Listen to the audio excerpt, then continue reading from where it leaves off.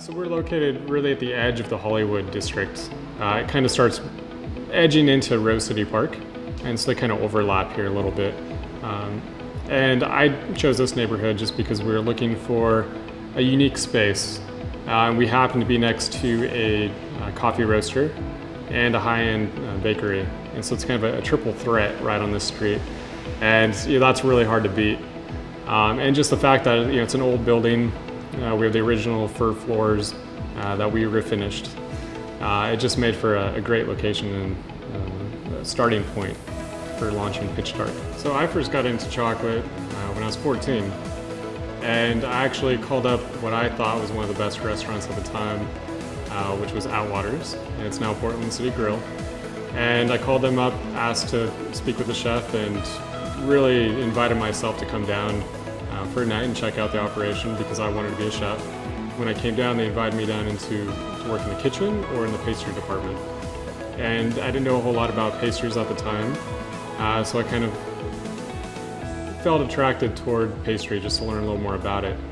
And I found myself working, right alongside the chefs, making all these different pastries for that weekend.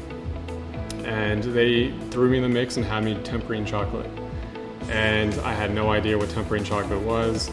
After that night, I came back home and I was like, I gotta learn more about it.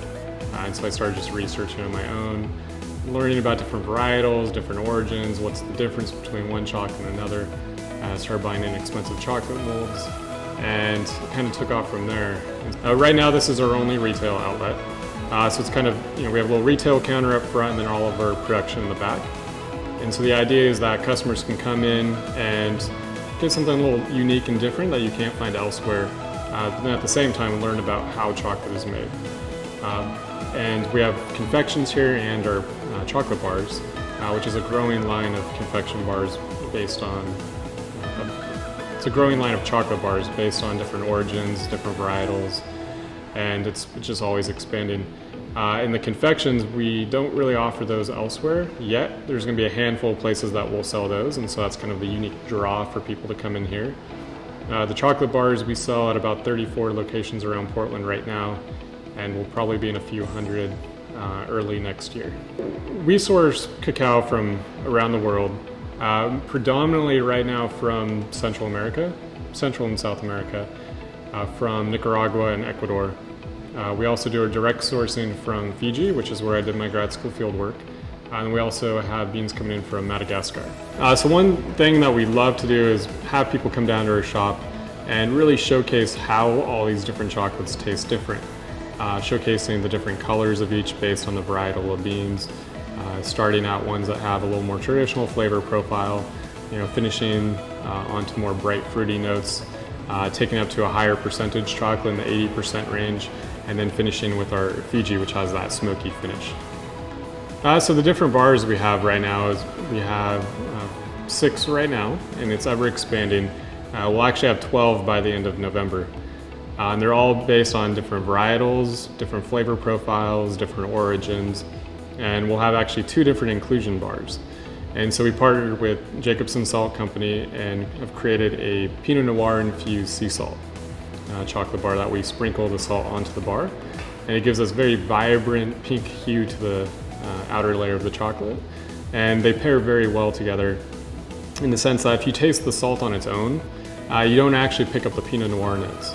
But when it's paired with the chocolate tones down the saltiness and you get a finish with the Pinot Noir. And so that's kind of a fun one. That's kind of my favorite bar at the moment. And then we're also going to be partnering with Jasmine Pearl Tea, which is also a local Portland company that happens to be just 20 blocks away. And they're a tea company. And we're working with them on featuring a matcha tea covered cacao nibs that will be sprinkled on one of our new bars that we'll be making. The way we're making chocolate, it's very different than what mass-produced chocolate is. It's in a sense taking it back to how chocolate was made 50 years ago, production-wise and the machinery-wise, but the way we're thinking about flavors and flavor development and origins is very modern. And the US is really on the forefront of chocolate in the world and what's being produced and what's coming out. Europe is starting to take influence from the US. And so as Pitch Dark Modern American Chocolate, we're trying to now be on the forefront of that push in the US. From growing up in Portland, it's been interesting to see how the city has evolved over the last 2 decades. I remember growing up and there wasn't a whole lot of interesting food places to go to. And even the first restaurant I worked in, I remember being introduced to Stumptown Coffee. It was before it was a phenomenon. You know, they were going door to door, pitching their coffee to restaurants, and it was a new thing to most people.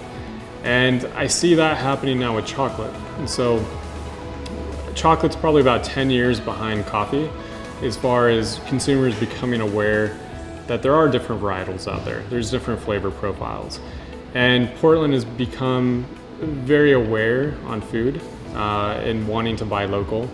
And that's been a huge bonus for us.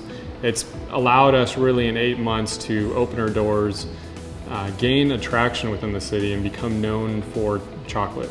We were recently ranked one of the top 5 chocolate companies in Portland. And really I can only attribute that to the fact that Portland's consumers are very open-minded and wanting to learn about where the food comes from. And so we get people coming in every day asking to learn about chocolate. And the great thing about us being small right now is I can spend time, conveying what we're doing and why it's different to each customer that comes in and give a little tutorial. And I don't see the ability to do that across the country yet, in the sense that Portland's really drawing people from across the country now. And I get it all the time that people are surprised that I'm actually a Portland native running a unique food company, because most of the time it's attracting people from across the country coming here because of the growing food scene. And so it's just fun to be a part of that.